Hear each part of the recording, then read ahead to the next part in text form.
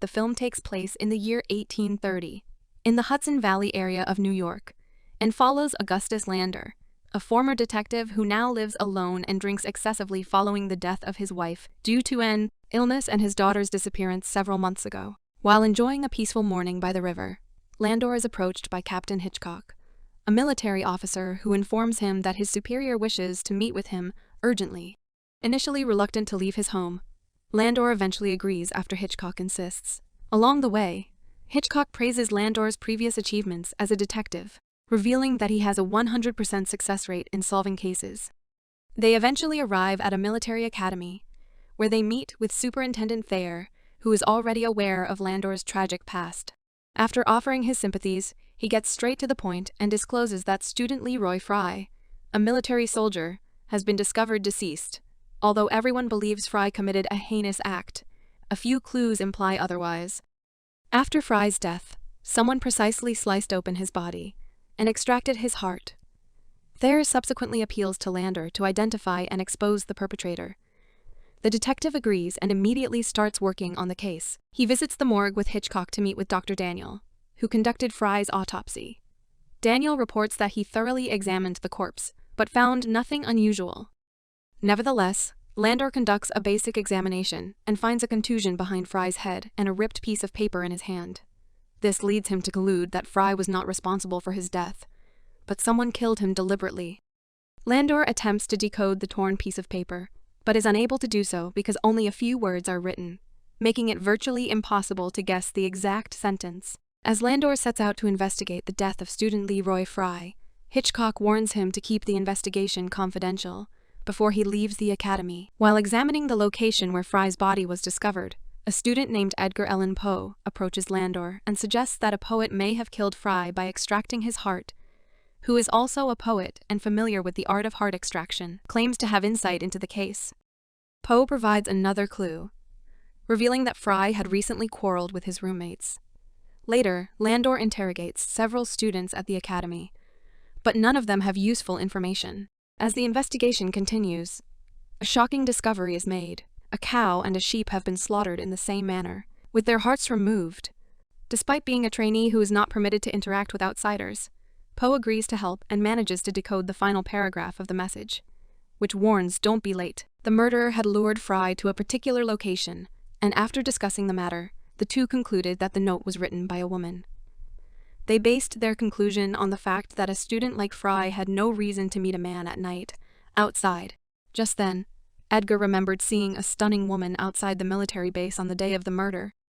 The following day, Lander asked Edgar to meet him at an ice house near Lake Courage, and when Edgar arrived, he found Landor examining an old abandoned house. Inside, he observed a circle and a triangle drawn on the floor, leading him to assume that someone had conducted a ritual there. Landor explained that the perpetrators placed Fry's heart between the shapes and performed black magic. The house belonged to Artemis, the doctor's son, and now Lander suspects that Artemis was involved. To gain more insight into black magic, they visit John, one of Landor's close friends and an expert on the subject. John shows them diagrams of the unusual shapes, and after analyzing them, he realizes that the ritual was performed to achieve immortality. He mentions that in order to perform the ritual, one requires the heart of an unbaptized child, and that of a man who died from hanging. Lander asks Edgar to befriend Artemis and gather more information from him. Edgar starts meeting Artemis regularly, and they become close friends. Landor is still haunted by the loss of his daughter, and is anxious. Fry's funeral is held, and Lander is given Fry's diary by his mother, which is written in a cryptographic language. Lander vows to find the killer and punish them. Edgar visits Artemis' home to learn more about him, but gets distracted by Leah's piano playing, and ends up connecting with her. They arrange to meet the next day at a cemetery to express their feelings for each other. Edgar expresses his admiration for Leah's beauty and charm, but their romantic moment is interrupted when she suffers a sudden seizure and collapses. Edgar helps her recover and accompanies her back home. Meanwhile, Landor manages to extract useful information from Fry's diary after tearing out its pages. Edgar is viciously attacked by Bollinger, a fellow student and friend of Artemis. Luckily, Landor intervenes just in time to save Edgar's life. The next day, Bollinger is reported missing, and Landor later discovers his body hanging in the woods with his heart removed. However, This time the removal of Bollinger's heart is different from Fry's case. The officials become angry and demand a speedy resolution to the case. They suggest that Landor interrogate Edgar, who they believe is the most enigmatic and shrewd person at the camp. Despite this, Landor refuses to comply.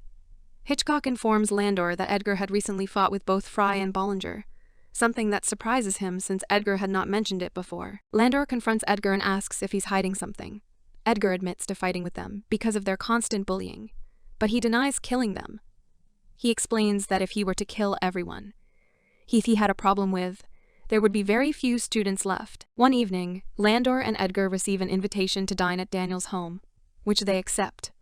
While they are eating, Landor observes Wiley's anxious behavior and feels that she may be hiding something. Later, he questions Daniel in private about his daughter's well-being, and learns that Leah has an incurable disorder that causes frequent seizures. Meanwhile, Hitchcock interrupts their conversation to inform them that another student, Stoddard, has gone missing. Landor becomes suspicious and decides to investigate Stoddard's personal room, but finds nothing there. He speculates that Stoddard may have been involved in the same shady business as Fry and Bollinger. But since his body has not been found, it is possible that he has fled. In his quest for answers, Landor seeks out his wizard friend, John, who shows him a picture of a witch hunter, the same one who authored the book about immortality. As soon as Landor sees the picture, he remembers seeing it at Daniel's house and immediately heads toward there. Meanwhile, Leah and Artemis have captured Edgar and are about to perform the same ritual as they did with Fry's heart. Shortly after, Landor arrives at Daniel's house and confronts him about the witch hunter and his daughter's illness. Having been caught red-handed, the doctor accepts his mistake and reveals that after he failed to treat his daughter, he was forced to follow the path of witch hunting to keep Leah alive. However, he mentions that his wife, daughter, and his son are mainly involved in the process. Even now, they are about to sacrifice Edgar for the cause. Hearing this, Landor gets terrified and rushes towards the abandoned house. Fortunately, he reaches there in the nick of time, right before Leah and Artemis can cut through Edgar. While Landor is relieved, Leah becomes enraged and starts spilling oil everywhere, igniting a large fire. Artemis uses this opportunity to fight Landor so that his sister can continue the ritual. But sadly, while she is at it, a large wooden pole falls on her. Knocking her unconscious, Artemis rushes to save her, but both of them get trapped inside the fire. Before the entire cottage collapses, Landor grabs Wiley and Edgar and leaves the place. The following day, with Edgar in the hospital, the superintendent officer praises Landor for his service, believing that the case has finally been solved. After a few weeks have passed, Edgar completely recovers and visits Landor at his house. Surprisingly, he has found out something shocking. He mentions that after examining the handwriting on the note fragment in Fry's possession and on the note that he received from Landor, he found that they were identical. By connecting all the dots in the evidence he has obtained, it is clear that Landor was responsible for the students' deaths. Edgar then presents his findings and tells Landor that from a lady at the tavern, he got to know about his daughter, Mathilde. This is when Landor accepts his crimes and finally reveals everything. It turns out that 2 years prior, after attending her first ball dance party, Mathilde was returning home alone. She was violated by Fry, Bollinger, and Stoddard.